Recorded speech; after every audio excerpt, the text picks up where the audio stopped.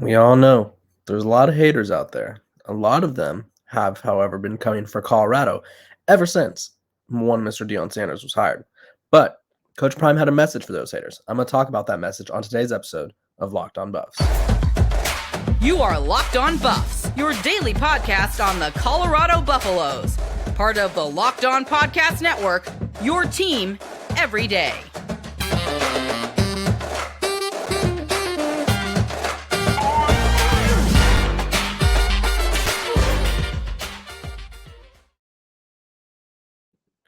What is up, everybody? This is Locked On Buffs. I am your host, Kevin Borwa. Today's episode, we got a good one. We're talking about Coach Prime silencing the haters, or kind of fueling the haters, if you will. We're going to talk about Colorado's revenue and expenses and kind of where they rank around the Pac-12 average. And then you guys asked them, I'm going to answer mailbag questions at the end of the episode, like we do every Friday. That's going to be my every Friday thing, as my everydayers know. So without further ado, let's dive right into this episode because I'm telling you, we got a good one ahead of us. Coach Prime has generated a lot of attention around Colorado, but with attention comes people hating, criticizing, sometimes even belittling the program, if you will. And he had a pretty much a bold statement. This was part of the Joel Klatt interview, which I don't know how I missed this part, but he basically said, because they were talking about fans not having a full grasp of the state of the program that just finished 1-11. And then Coach Prime said, no, they do. They just want to take a shot at me, and I'm good with that. He's like, they do. They know what it was, but this is their opportunity to take a shot. And then this is the part where I was like, oh, Coach Prime. He always has these good one-liners, and he told Joel Klatt he doesn't rehearse them, which I believe him. It's just they're so good. It's kind of like hard to believe they're not rehearsed because he's literally – it's like – I don't even know. He's just like spitting bars, and it's hard to accept that someone is just that naturally gifted at creating these elegant spoken words. Like he's just like the Louis luggage thing. He said he didn't script that. This didn't script it, and so it's just like it comes to him off the dome, and it's just amazing. But he said, no, they do. They just want to take a shot at me, and I'm good with that. They know what it is, but this is their opportunity to take a shot. But they better shoot now, because in a moment, you're not going to be able to shoot.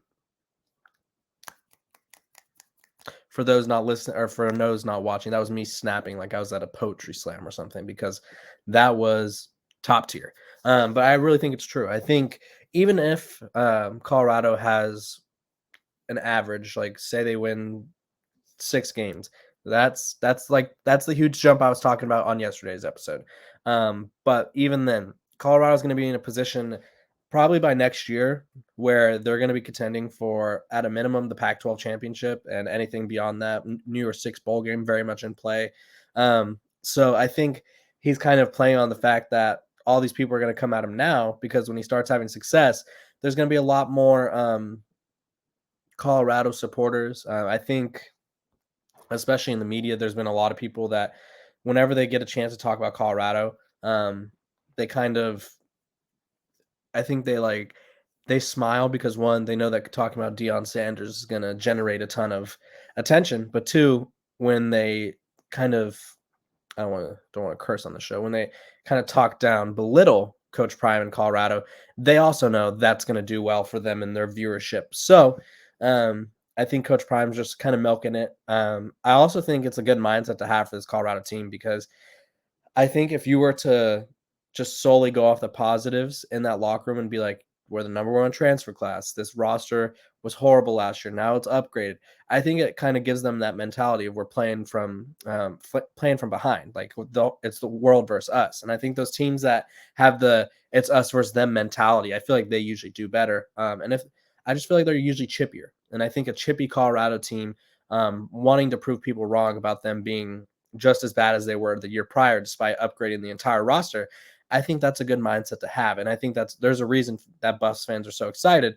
But there's also a reason that non-Buffs fans and other college football fans have been so vocal about their doubts. It's because, one, Coach Prime, he just ascended to the top super quickly.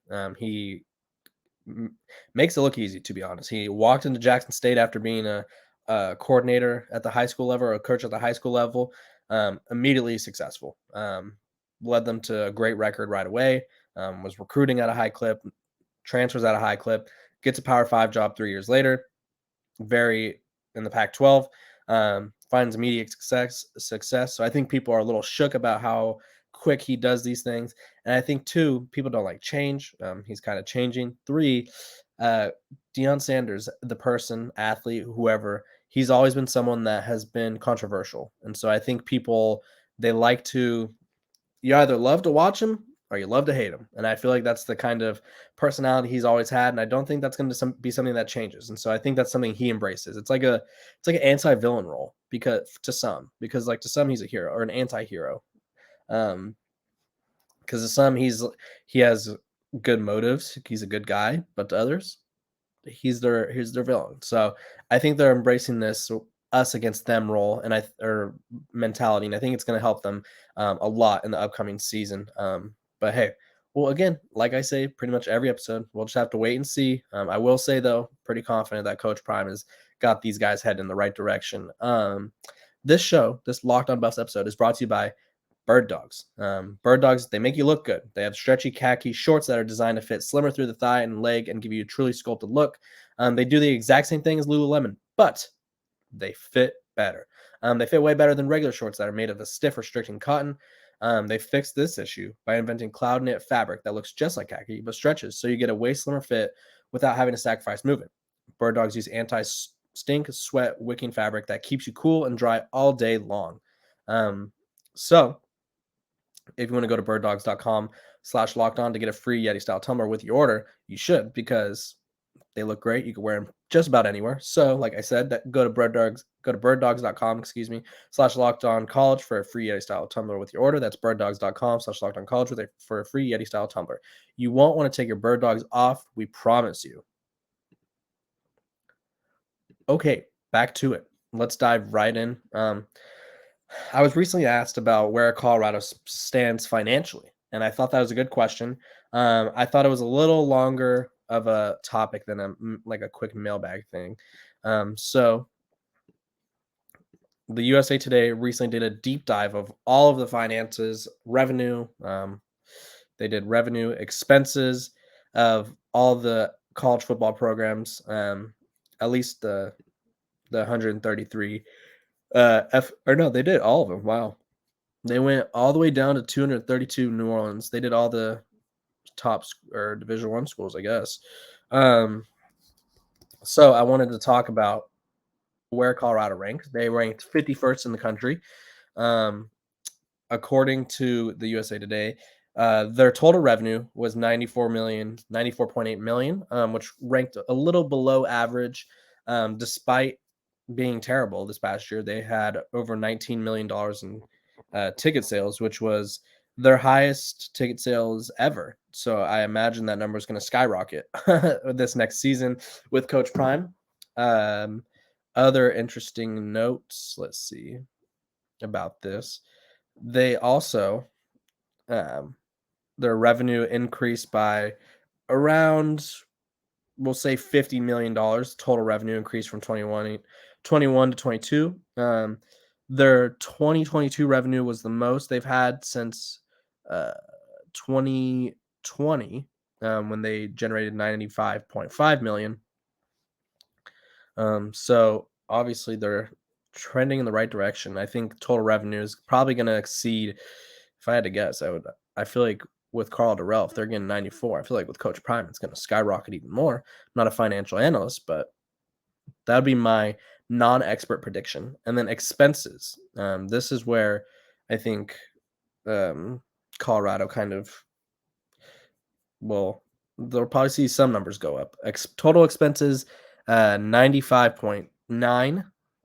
Coaching/staff, and this is the entire athletic department, 34.8, which Coach Prime got $6 million this past year to assemble his staff. So assuming they have that same budget, about 17% of the coaching budget's going to football. Scholarships, they spent $12 million. Facilities, they spent $17.6 thousand, which is Not too bad. The stretch from 2017 to 2020, they spent over 20 million per year. 2021, they spent 8 million. So I wonder with Coach Prime in town if there were some bigger upgrades. And then, yeah, so spending wise, Colorado's right around the middle of the pack. I think realistically, that's not surprising. For comparison, programs that rank ahead of them, UCLA. This is just total, like all the programs in college football. Kansas State, North Carolina State, UCLA, Oklahoma State, West Virginia, Maryland, Rutgers, Texas Tech, excuse me, Mississippi State, Iowa State, Purdue, Utah. The top spenders, let's go from there. Ohio State, Texas, Bama, Michigan, Georgia, LSU, A&M, Florida, Penn State, Oklahoma.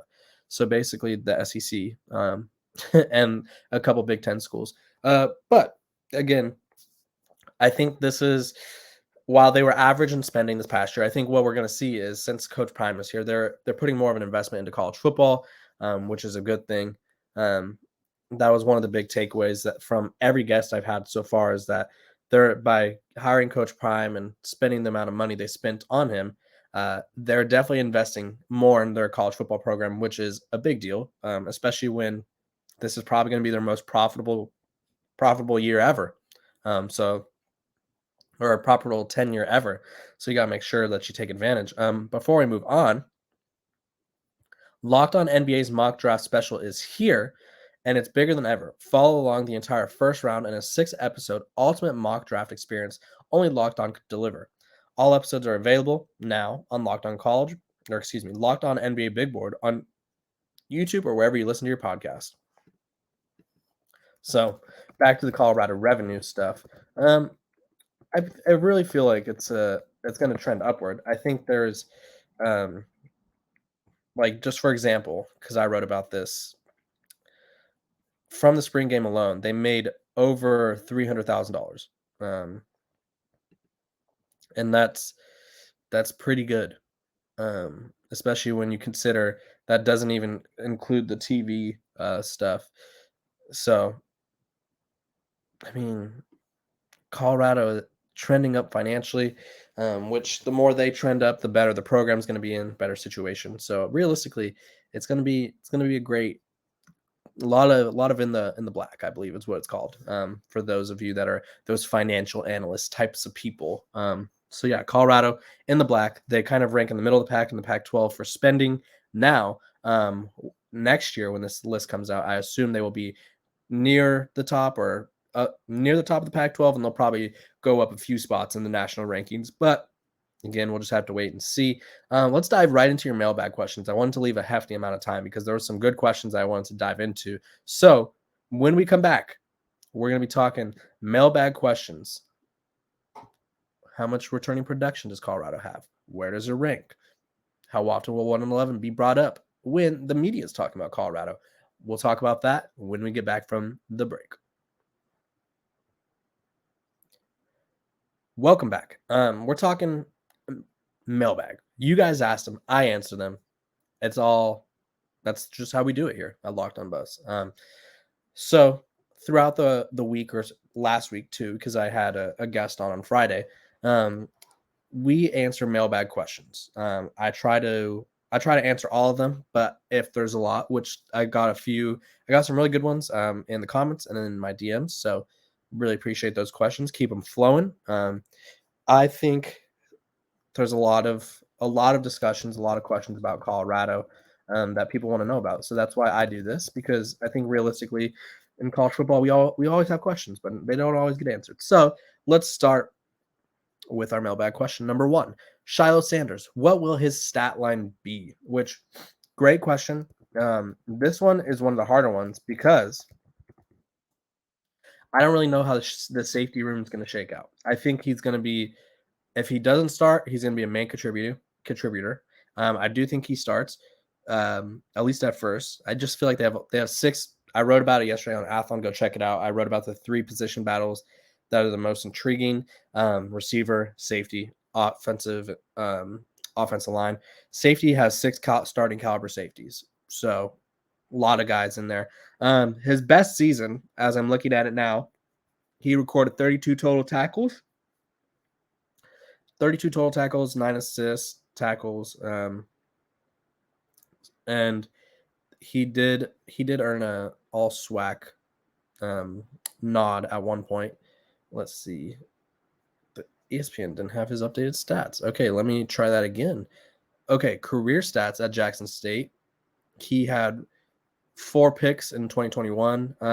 Realistically, I think I feel confident saying around 30 tackles, 2 interceptions, and we'll go 1 fumble recovery to be a little spicy with it. I think safeties, defensive backs are always hard to predict their starting or their stats, just because it's really all dependent on who, like what their job is for certain plays. Is he going to come down to the box more? Is he going to be in coverage more? So I think around 30-ish tackles, 2 picks is my confident prediction for Shilo Sanders. Next question. Why is the Big 12 so vocal about dismantling the Pac-12 when the Big 10 is being silent about their expansion stuff? You know, I think it's kind of a case of it's always I don't want to say this because it's going to create a whole thing, but I'm going to say it. In comparison to the Big 10, the Pac-12 is small dog. So that's where I'm getting this. It's always those little chihuahuas that are yapping. It's never the big, like the bigger dogs. They don't have to yap to let people know that they're there. People see the big dog and they're like, oh, that's a big dog. Whereas a chihuahua, they got to bark all the time. And so obviously I think the Big 12 has done very well this past season this past year in terms of media rights stuff, expansion. But when you compare it to the Big 10, who makes the most money, added the Los Angeles market to their already having them to Washington, D.C. and New York City market. I feel like the Big 10 really doesn't have anything. I mean, I won't say they have anything to gain, but the Big 10 doesn't need to expand, but they will if the opportunity presents itself. Whereas the Big 12, I think they know that they're in about 5 years, there's going to be another round of expansion realignment. And so I think they're trying to get ahead of it. And so I think the more that they talk about it, the more confident they come off. And I also think it kind of helps them in their head make a case for programs to join their conference. So that way, when the next round comes, they're not caught off guard like they were with Texas and Oklahoma. But I think the Big 12 also, they're riding high and you can't fault them. I mean, the Pac-12 has had a PR nightmare this entire year. It's just been absolutely terrible. Every turn there's a deadline set and missed. Every turn there's the Big 12 firing shots that the Pac-12 has no answer for. So the Big 12 they're kind of playing this bully role right now because they've just been able to do it. They haven't really had anybody push back at them, and they haven't had anybody prove them wrong yet. So that's why the Big 12 is so kind of aggressive when it comes to talking about tearing down the Pac-12. Okay, next question. Returning production. I talk about, and I kind of changed the question a little bit, but the question was essentially how much gelling do Colorado's opponents have to do, and where does Colorado rank in terms of gelling? Well, I wrote about it over on my All Cardinal site for where I cover Stanford, but I wrote about this for the whole Pac-12. In terms of returning production, Colorado ranked, and this was back in February, so the number has definitely declined considering they don't return as much starters. But Stanford ranks, which these are the teams that Colorado plays. In the country, they rank 129th. They return just 35% of their production. Arizona State ranks 109th, only returned 53. Arizona, 90th in the country. Washington State, 78th. UCLA, 59. Oregon, 54. They returned 65% of their production. Oregon State, 65%. Cal, 68% of their production. Washington returns 73%. Utah returns so much, 76%. USC also 76%. So obviously Colorado's towards the bottom. That's what happens when you move on from so many people. But realistically, I think TCU, they have a lot of gelling to do.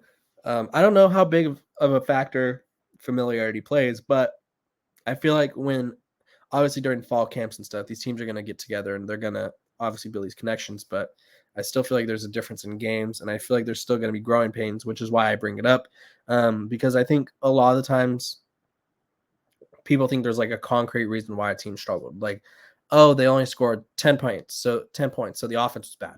It's like, or was the offense bad, or was the offense just not executing on situational things. I wouldn't say that's bad if they have good showing, but they don't execute. So I think there's just more external factors that people don't really consider, which is why I always bring up them gelling. I don't think there's an analytical factor for that. I just think once the team really gels together, we'll know. Once they hit their stride and kind of all learn each other's trends and tendencies, I feel like we'll know. I just there's not a metric for it. I just feel like that's just my stance. I think it's kind of similar in basketball and stuff. So, final question, and this is a good one. I try to not bring it up as much because obviously there's someone always counting down there. But he actually asked this question: 1-11. How often will be brought up by journalists, broadcasters? I think it'll be brought up, if I had to guess, per game, probably like 6 times per game. So times that by 12, 72.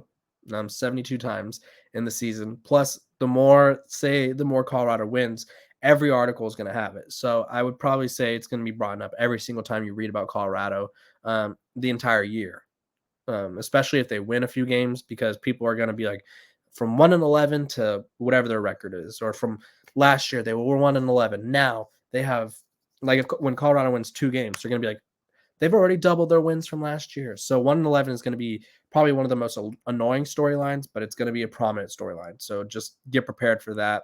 Really appreciate your guys' questions. Again, make sure to like, subscribe, share this Locked On Buffs podcast. I appreciate you guys for tuning in every single day. My everydayers, I appreciate you guys. Again, I will see you guys on Monday. Have a great weekend and hopefully enjoy the show.